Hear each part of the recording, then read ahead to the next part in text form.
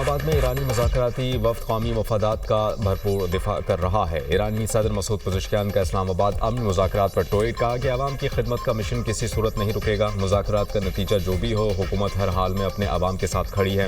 اسلام آباد مذاکرات میں ایرانی مفادات پر کوئی سمجھوتا نہیں کیا جائے گا۔ پاکستان میں موجود اپنے مذاکراتی وفد کی مکمل حمایت کرتے ہیں۔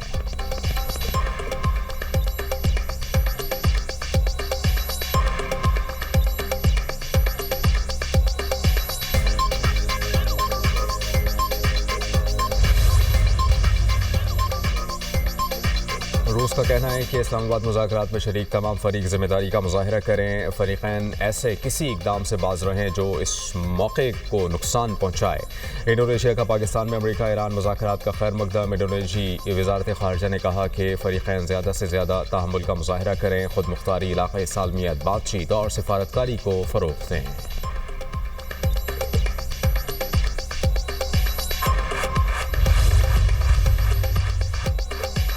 مذاکرات سے پہلے وزیر اعظم کے ساتھ امریکی اور ایرانی وفود کی الگ الگ ملاقاتیں۔ شہباز شریف سے امریکی نائب صدر جے ڈی وینس نے ملاقات کی۔ خصوصی ایلچی اسٹیو وٹکاف اور جیرڈ کشنر بھی موجود تھے۔ ملاقات میں نائب وزیر اعظم اسحاق ڈار اور وزیر داخلہ محسن نقوی بھی شریک ہوئے۔ دونوں ممالک کا خطے میں امن و استحکام کے لیے مل کر کام کرنے پر اتفاق۔ شہباز شریف نے کہا کہ پاکستان خطے میں دیرپا امن چاہتا ہے۔ ایرانی اسپیکر محمد باقر غالیباف اور وزیر خارجہ عباس عراقچی نے بھی وزیر اعظم سے ملاقات کی۔ نائب وزیر اعظم اسحاق ڈار، فیلڈ مارشل سید عاصم منیر اور وزیر داخلہ محسن نقوی بھی موجود تھے۔ وزیر اعظم کا دنیا میں امن و استحکام کے لیے ثالثی کے کردار کو جاری رکھنے کے عزم کا اعادہ۔ نائب وزیر اعظم اسحاق ڈار نے سورہ آل عمران کی آیت شیئر کر دی اور اللہ صبر کرنے والوں سے محبت کرتا ہے۔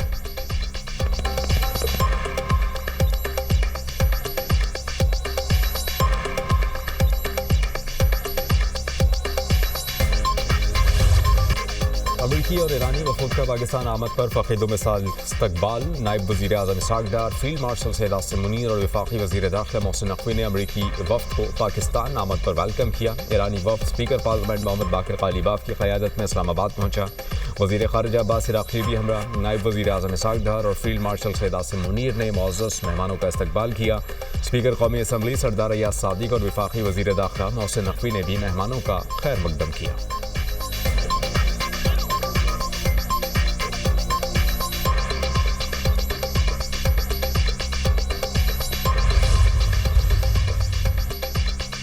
اسلام آباد ٹاک آف دی ورلڈ بن گئی۔ دنیا کی نظریں پاکستان پر۔ اسلام آباد ایران اور امریکہ کے تاریخی مذاکرات کا میزبان۔ کوریج کے لیے دنیا بھر سے صحافیوں کے اسلام آباد میں ڈیرے۔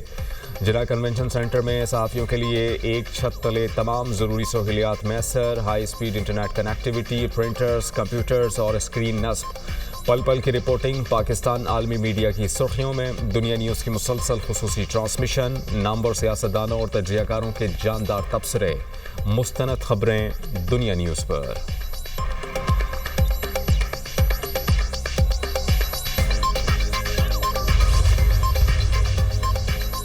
امریکی جہازوں یو ایس ایس فرینک ای پیٹرسن اور مائیکل مرفی کا آبی گزرگاہ کی حفاظت کے لیے آپریشن۔ امریکی وزیر جنگ پیٹ ہیگسیت کہتے ہیں 2 امریکی جہاز آبنۂ ہرمز سے گزر کر خلیج عرب پہنچ گئے ہیں۔ دونوں جہاز آبنۂ ہرمز کو بارودی سرنگوں سے صاف کرنے کے مشن پر ہیں۔ آبنۂ ہرمز سے ایرانی پاسداران انقلاب کی بچھائی گئی سرنگیں ہٹائی جائیں گی۔ امریکی سینٹرل کمانڈ نے کہا کہ آبنۂ ہرمز پر اب بھی ایران کا کنٹرول برقرار ہے۔ امریکی فوج نے آبنۂ ہرمز میں بارودی سرنگوں کی صفائی کا مشن شروع کر دیا ہے۔ دونوں بحری جہازوں نے آبنۂ ہرمز سے گزر کر خلیج عرب میں آپریشنز انجام دیے۔ آنے والے دنوں میں اضافی امریکی فوجی اور زیر آب ڈرونز بھی اس آپریشن میں شامل ہوں گے۔ آزادانہ تجارت کے فروغ کے لیے اس محفوظ راستے کو جلد میری ٹائم صنعت سے شیئر کریں گے۔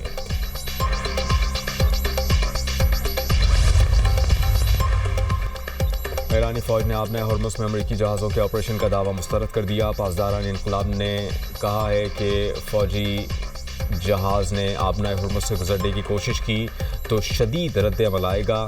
صرف غیر فوجی جہازوں کو محفوظ اور مخصوص ضوابط کے تحت گزرنے کی اجازت ہے۔ آبنۂ ہرمز سے کسی بھی بحری جہاز کی آمد و رفت کا اختیار صرف ایران کی مسلح افواج کے پاس ہے۔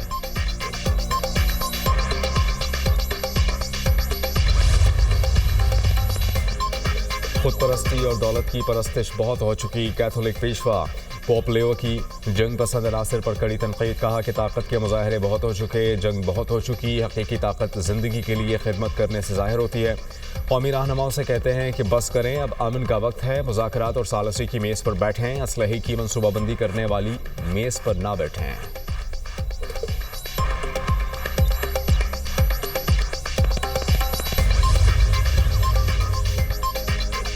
اسرائیلی وزیر اعظم کہتے ہیں کہ ایران اور اتحادیوں کے خلاف لڑائی جاری رکھیں گے۔ نیتن یاہو کا صدر رجب طیب ایردوان پر ایران کو سہولت دینے کا الزام، کردوں کے قتل عام میں ملوث ہونے کا بھی الزام عائد کر دیا۔ نیتن یاہو کے بیان پر ترک صدارتی دفتر کے سربراہ برہان الدین کا سخت رد عمل، نیتن یاہو کو غزہ میں نسل کشی اور خطے میں حملوں میں ملوث قرار دے دیا، کہا کہ نیتن یاہو کی گرفتاری کے وارنٹس جاری ہو چکے ہیں۔ اسرائیلی وزیر اعظم سیاسی بقا کے لیے خطے کو تصادم میں دھکیلنا چاہتے ہیں۔ نیتن یاہو اخلاقی اور قانونی حیثیت کھو چکے ہیں، انہیں انسانیت کے خلاف جرائم کا ذمہ دار ٹھہرایا جائے گا۔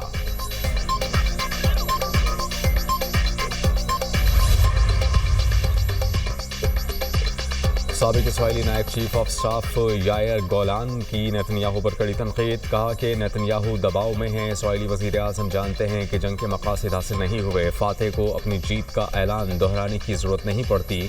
نیتن یاہو اور ان کی حکومت کو گھر بھیجنے کا وقت آ گیا ہے۔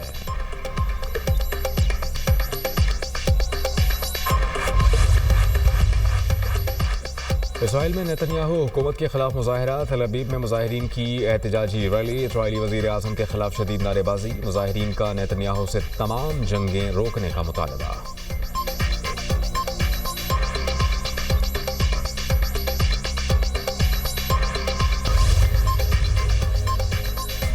نائب وزیر اعظم اسحاق ڈار سے ایران کی مرکزی بینک کے گورنر ڈاکٹر عبد الناصر ہمتی کی ملاقات، فریقین کا مسلسل مکالمے کی اہمیت پر زور، خطے میں امن و استحکام، اقتصادی تعاون اور مشترکہ ترقی کے لیے ناگزیر ہیں۔ فریقین کا اعادہ، ملاقات اسلام آباد ٹاکس کے موقع پر ہوئی۔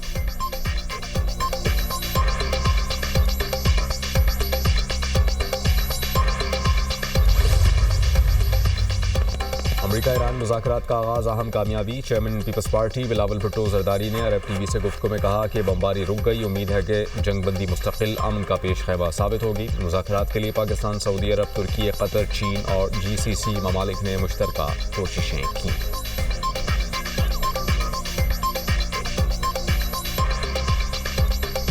We talked about all those issues, Jen, and we talked about a number of issues beyond that. And so certainly those things came up. But again, we just could not get to a situation where the Iranians were willing to accept our terms. I think that we were quite flexible. We were quite accommodating. The president told us, you need to come here in good faith and make your best effort to get a deal. We did that. And unfortunately, we weren't able to make any headway. Preston. Mr. Vice President, how often did you communicate with President Trump throughout the negotiations? There were reports that there were multiple rounds where there were breaks in between negotiations. How often did you communicate with the President throughout those rounds, and what was he saying as you were going through these negotiations that you said fell short? Yeah, obviously we were talking to the President consistently. I don't know how many times we talked to him, a half dozen times, a dozen times over the past 21 hours. We obviously also talked to Admiral Cooper, to Pete, to Marco, to the entire national security team. We talked to Scott Bessent a number of times. So look, we were constantly in communication with the team because we were negotiating in good faith. And we leave here with a very simple proposal, a method of understanding that is our final and best offer. We'll see if the Iranians accept it.